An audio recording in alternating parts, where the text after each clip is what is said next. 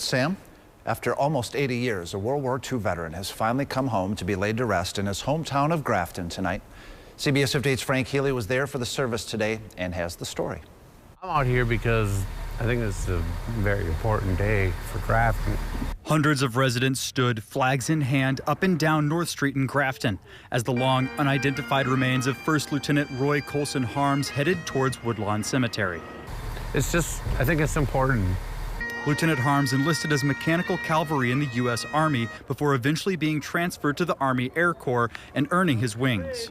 His plane was downed in Romania during an operation in August of 1943. His remains weren't identified until 79 years later, nearly to the day. I was really surprised. I knew they were trying, but I guess I didn't ever think it was going to happen. Lieutenant Harms' great-nephew, Mark Hines, and his family were there. As the lieutenant's remains were laid to rest, people from across Grafton came to pay their respects to the decorated veteran who was only 26 when he was killed.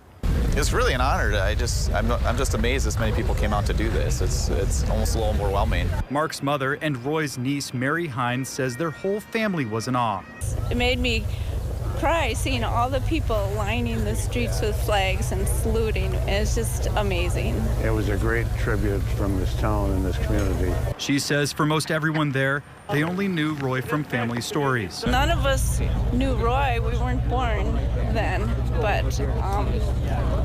he was the Eagle Scout and I think well-liked. His family says he had a sense of humor too and wasn't pushed around by his older sisters and brother. He'd make sure he got the biggest piece of cake, you know, with his sisters.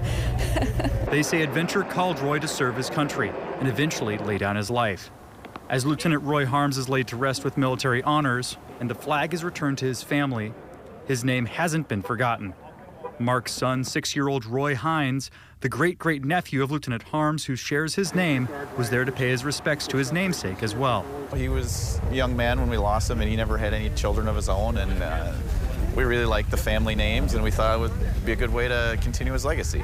Frank Healy, CBS 58 News, Grafton. We are less